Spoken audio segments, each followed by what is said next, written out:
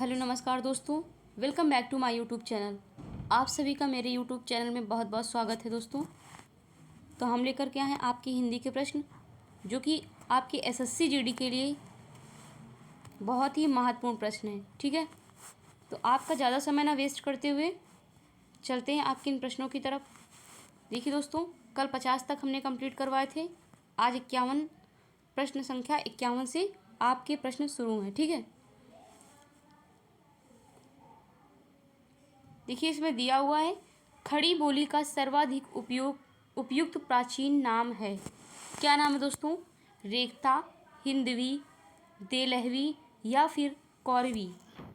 इसका सही ऑप्शन कौन सा है दोस्तों? जो खड़ी बोली का सर्वाधिक उपयुक्त प्राचीन जो नाम है दोस्तों, वो है रेखता। क्या है? रेखता। ए ऑप्शन आपका सही है। ठीक है, हिंदी साहित्य का इतिहास कितने कालखंडों में विभाजित है? दूसरा प्रश्न क्या है? हिंदी साहित्य का इतिहास जो है दोस्तों कितने कालखंडों में विभाजित है? 3, 4, 5 या फिर 6? बताइए।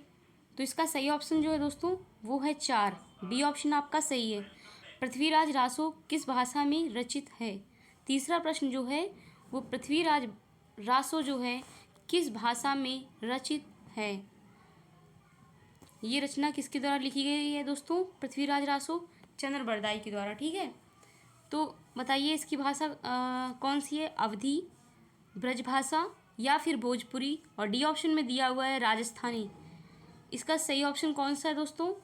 तो पृथ्वीराज रासो जो है ये ब्रज भाषा में लिखी गई है। किस भाषा में? ब्रज भाषा में। ठीक है, बी ऑप्शन आपका सही हो जाएगा। देखिए चौथा नंबर प्रश्न है, हिंदी साहित्य के आदिकाल को अपभ्रंश काल किसने कहा है? बताइए, हिंदी साहित्य के आदिकाल को अपभ्रंश काल किसने कहा?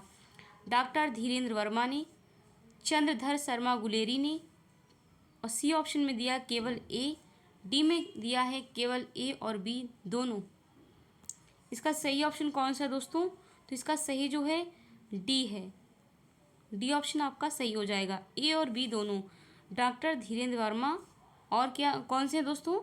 चंद्रधर शर्मा गुलेरी। ठीक है, तो डी ऑप्शन आपका इसमें सही हो जाएगा। चलते हैं अगले प्रश्न की तरफ। ये देखिए 55 नंबर क्वेश्चन।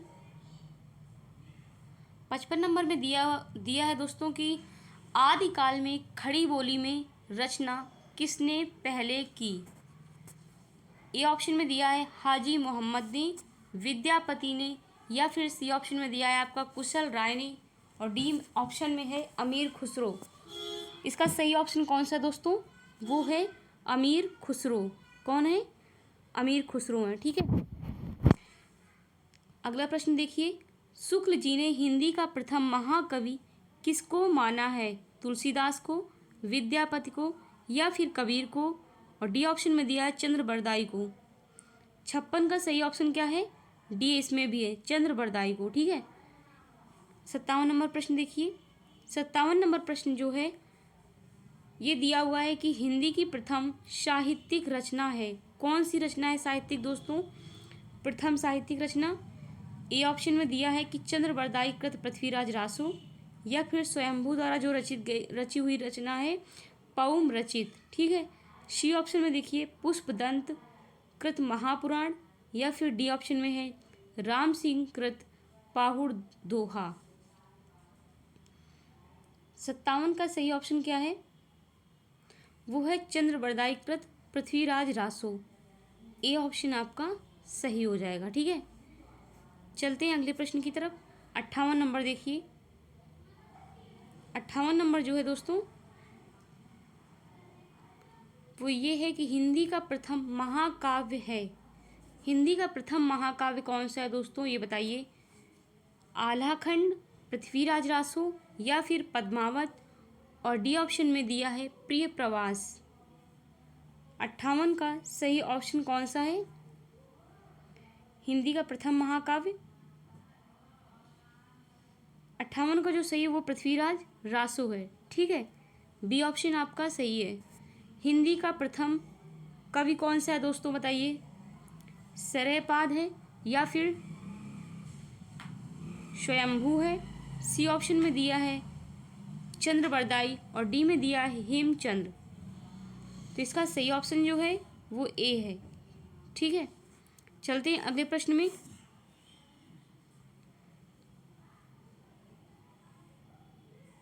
साठ नंबर प्रश्न है, देखिए दिया है कि हिंदी का प्रथम बड़ा महाकाव्य, इसमें पूछ रहा है हिंदी का प्रथम बड़ा महाकाव्य है पद्मावत, कामायनी, परमाल रासो या फिर डी ऑप्शन में दिया है प्रिय प्रवास। क्या दिया हुआ है? प्रिय प्रवास। तो इसका सही ऑप्शन कौन सा है? इसका सही जो ऑप्शन है दोस्तों वो है पद्मावत। ए ऑप्शन आपका सही है। ठीक है, 61 देखिए, 12 मासा का वर्णन सर्वप्रथम किस ग्रंथ में मिलता है? 12 मासा का वर्णन जो है सर्वप्रथम किस ग्रंथ में मिलता है दोस्तों? बताइए। बीसल देव रासो या फिर संदेश रासो। सी ऑप्शन में दिया है पृथ्वीराज रासो और डी में दिया है खुमान रासो। 61 का जो सही ऑप्शन है वो है बीसल देव रासो। ए ऑप्शन इसका भी सही है। ठीक है, 62 देखिए, 62 में दिया हुआ है कि हिंदी गीत काव्य का जनक कौन कवि हैं? स्वयंभू। ए ऑप्शन में है स्वयंभू, बी में है विद्यापति और सी में दिया है पुष्पदंत और डी ऑप्शन में है सरहपा। बताइए इसका सही ऑप्शन कौन सा हो जाएगा 62 का? दोस्तों इसका जो सही ऑप्शन है वो हो जाएगा विद्यापति। क्या हो जाएगा? विद्यापति। बी ऑप्शन आपका सही है। ठीक है, आइए देखिए अगला प्रश्न। इसमें दिया भारत में हिंदी, 63 नंबर प्रश्न में चलते हैं। 63 नंबर प्रश्न में दिया हुआ दोस्तों, भारत में सर्वाधिक बोली जाने वाली भाषा कौन सी है? हिंदी, संस्कृत, तमिल या फिर उर्दू। भारत में सर्वाधिक बोली जाने वाली भाषा कौन सी है? तो वो हमारी है हिंदी। कौन सी है? हिंदी है। ठीक है, और हिंदी भाषा का जन्म हुआ है, बताइए कहाँ से हुआ? अपभ्रंश से, लौकिक, संस्कृत से या फिर पाली प्राकृत से और डी ऑप्शन में दिया है वैदिक संस्कृत से। इसका सही ऑप्शन कौन सा हो जाएगा दोस्तों? 64 का? 64 का जो सही है वो हो जाएगा ए ऑप्शन सही है आपका। ठीक है, अपभ्रंश से। भारतवर्ष में हिंदी को आप किस वर्ग में रखेंगे? भारतवर्ष में हिंदी को आप किस वर्ग में रखेंगे? राजभाषा, राष्ट्रभाषा, विभाषा या फिर तकनीकी भाषा। 65 का सही ऑप्शन कौन सा है दोस्तों ये बताइए। 65 का जो सही ऑप्शन है वो है ए, राजभाषा। क्या है? राजभाषा है। ठीक है, चलते हैं अगले प्रश्न में। देखिए 66 नंबर देखिए, इसमें दिया है निम्नलिखित में कौन सी भाषा संस्कृत भाषा की अपभ्रंश है? खड़ी बोली, ब्रजभाषा या फिर अवधी और डी ऑप्शन में दिया है पाली। 66 का जो सही ऑप्शन है दोस्तों, संस्कृत की भाषा की अपभ्रंश भाषा पूछ रहा है इसमें, तो संस्कृत की हो जाएगी पाली। कौन सी हो जाएगी? पाली। डी ऑप्शन आपका सही है। अधिकतर भारतीय भाषाओं का विकास किस लिपि में हुआ? 67 नंबर जो प्रश्न है दोस्तों उसमें दिया हुआ है अधिकतर भारतीय भाषाओं का विकास किस लिपि में हुआ? शारदा लिपि, खरोष्टी लिपि या फिर कुटिल लिपि और डी ऑप्शन में दिया है ब्राह्मी लिपि। इसका सही ऑप्शन क्या हो जाएगा? 67 का सही ऑप्शन जो है वो हो जाएगा ब्राह्मी लिपि। ठीक है, डी ऑप्शन आपका सही है। देखिए 68 नंबर, इसमें दिया है कि भारतीय संविधान में किन अनुच्छेदों में राजभाषा संबंधी प्रावधानों का उल्लेख है? 343 से 351 तक है या फिर 434 से 315 तक और सी ऑप्शन में दिया है 443 से 135 तक या फिर डी में दिया है कि 334 से 153 तक। इसका सही ऑप्शन क्या है? इसका सही जो ऑप्शन है दोस्तों वो पहला ऑप्शन है ए, 343 से 351 तक। ठीक है, 69 नंबर देखिए, इसमें दिया है दोस्तों कि हिंदी भाषा के विकास का सही अनुक्रम कौन सा है, बताइए। ए ऑप्शन में दिया है पाली प्राकृत अपभ्रंश हिंदी, फिर बी में दिया है प्राकृत अपभ्रंश हिंदी, फिर पाली है। ठीक है, सी में दिया है अपभ्रंश पाली प्राकृत हिंदी, डी में दिया है हिंदी पाली अपभ्रंश प्राकृत। तो इसका सही ऑप्शन कौन सा है? इसका सही ऑप्शन जो है दोस्तों वो पहला ही है। ठीक है, ए ऑप्शन है पाली प्राकृत अपभ्रंश फिर हिंदी। ठीक है, ए ऑप्शन आपका सही है। संविधान के अनुच्छेद 351 में किस विषय का वर्णन है? संघ की राजभाषा, उच्चतम न्यायालय की भाषा बी ऑप्शन में दिया है, और सी में दिया है पत्राचार की भाषा, और डी में दिया है हिंदी के विकास के लिए निर्देश। तो इसका सही ऑप्शन कौन सा है 70 का? 70 का जो सही ऑप्शन दोस्तों वो डी है, हिंदी के विकास के लिए निर्देश दिए गए हैं। ठीक है, डी ऑप्शन आपका सही है। इसमें देखिए 71 नंबर प्रश्न में ब्रज भाषा है। ब्रज भाषा क्या है दोस्तों? पूर्वी हिंदी है, पश्चिमी हिंदी है, बिहारी हिंदी है, या फिर पहाड़ी हिंदी। 71 का सही ऑप्शन क्या है? 71 का जो सही ऑप्शन दोस्तों वो है बी, पश्चिमी हिंदी है। क्या है? पश्चिमी हिंदी। ठीक है, चलते हैं 72 नंबर प्रश्न देखिए। 72 में दिया हुआ है मगही किस उपभाषा की बोली है? राजस्थानी, पश्चिमी हिंदी, पूर्वी हिंदी, या फिर बिहारी। 72 का सही ऑप्शन जो है दोस्तों मगही किस उपभाषा की बोली है? वो है बिहारी की। ठीक है, डी ऑप्शन आपका सही है। 73 में दिया है भाषा के आधार पर भारतीय राज्यों की पुनः संरचना की गई थी। 1952 ईस्वी में की गई थी, 1953 ईस्वी में की गई, या फिर 1954 में की गई, और डी ऑप्शन में दिया गया है 1956 में की गई। तो इसका सही ऑप्शन कौन सा है दोस्तों बताइए। 73 का सही ऑप्शन कौन सा है? 73 का जो सही ऑप्शन है वो है डी ऑप्शन, 1956 में की गई। ठीक है, 1956 में की गई थी। किस तिथि को हिंदी को राजभाषा बनाने का निर्णय लिया गया? 15 अगस्त 1947 ईस्वी को, 26 जनवरी 1950 ईस्वी को, या फिर 14 सितंबर 1949 को। सी ऑप्शन, डी ऑप्शन में दिया है 14 सितंबर 1950 ईस्वी को। 74 का सही ऑप्शन कौन सा दोस्तों? इसका सही ऑप्शन जो है वो 14 सितंबर 1949 को है। ठीक है, देखिए अगला प्रश्न चलते हैं 75 नंबर देखिए।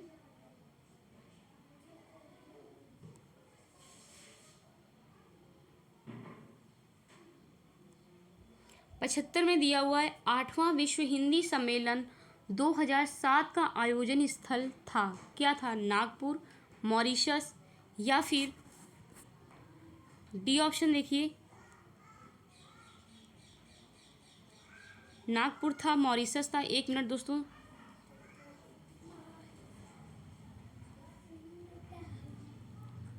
और इसमें दिया हुआ तीसरा सी ऑप्शन लंदन। क्या दिया हुआ है? लंदन। डी में दिया है न्यूयॉर्क। तो इसका सही ऑप्शन कौन सा है 75 का? 75 का सही ऑप्शन जो है दोस्तों वो है न्यूयॉर्क। डी ऑप्शन आपका सही हो जाएगा। ठीक है, क्या हो जाएगा? न्यूयॉर्क हो जाएगा। देखिए 76 नंबर प्रश्न।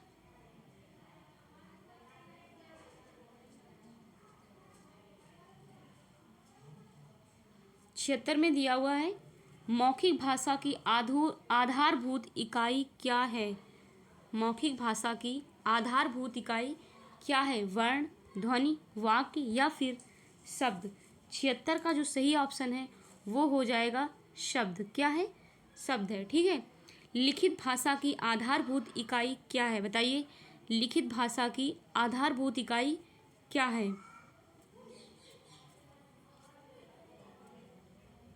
वर्ण है, ध्वनि है, वाक्य है, या फिर शब्द है। 77 का सही ऑप्शन क्या है? 77 का जो सही ऑप्शन दोस्तों वो है ए, क्या है, वर्ण है, ठीक है, वर्ण, ठीक। 78 नंबर प्रश्न देखिए। 78 नंबर में जो दिया हुआ है, मानक हिंदी से क्या तात्पर्य है।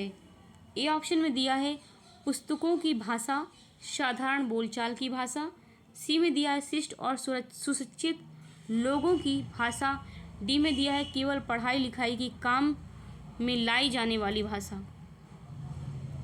78 का जो सही ऑप्शन दोस्तों वो है ए, साहित्यिक पुस्तकों की भाषा। क्या हो जाएगा, साहित्यिक पुस्तकों की भाषा। ए ऑप्शन आपका सही है, ठीक है। 79 नंबर देखिए, किस पुस्तक में हिंदी का सर्वप्रथम उल्लेख हुआ। महाभारत, रामचरितमानस। सी में दिया है ऋग्वेद और डी में अवेस्ता।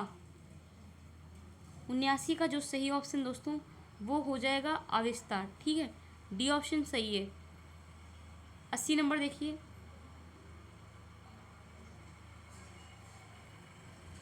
80 नंबर प्रश्न में दिया हुआ दोस्तों,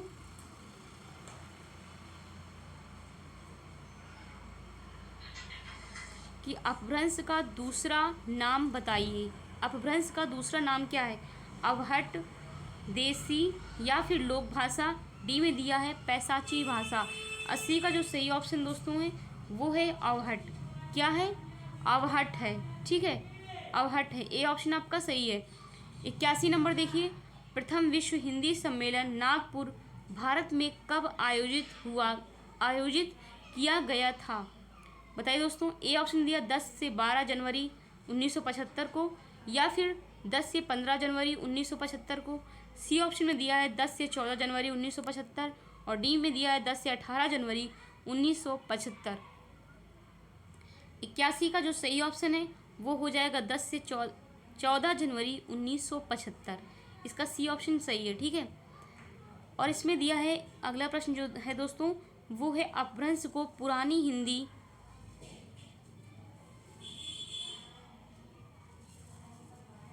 इसका सी ऑप्शन ये वाला सही है। दिया है अपभ्रंश को पुरानी हिंदी किसने कहा। बताइए दोस्तों, जायसी ने, अमीर खुसरो ने या फिर विद्यापति ने। और डी में दिया है चंद्रधर शर्मा गुलेरी। 82 का जो सही ऑप्शन है वो है डी, चंद्रधर शर्मा गुलेरी है, ठीक है। अगले प्रश्न में चलते हैं। 83 नंबर प्रश्न देखिए, भाषा की सबसे बड़ी इकाई क्या है। भाषा की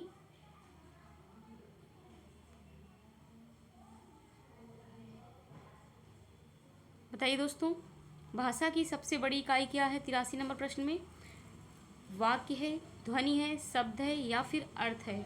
83 का जो सही ऑप्शन है वो ए है, वाक्य है, ठीक है। खड़ी बोली का दूसरा नाम क्या है। मगही, कौरवी, हिंदुस्तानी या फिर बघेली। 84 का जो सही ऑप्शन है दोस्तों वो हो जाएगा कौरवी। क्या हो जाएगा, कौरवी। भाषा का प्राचीन रूप किस ग्रंथ में मिलता है। भाषा का प्राचीन रूप जो है दोस्तों वो किस ग्रंथ में मिलता है। सामवेद में, अथर्ववेद में, ऋग्वेद में या फिर उपनिषद में। 85 का सही ऑप्शन जो है दोस्तों वो सी ऑप्शन है, ऋग्वेद में। किस में मिलता है, ऋग्वेद में, ठीक है दोस्तों। इसी के साथ आपकी वीडियो समाप्त होती है। अब दोस्तों वीडियो कैसी लगी, अगर अच्छी लगी हो तो वीडियो को लाइक ज़रूर करें, शेयर करें और चैनल को हमारे सब्सक्राइब ज़रूर करें, ठीक है।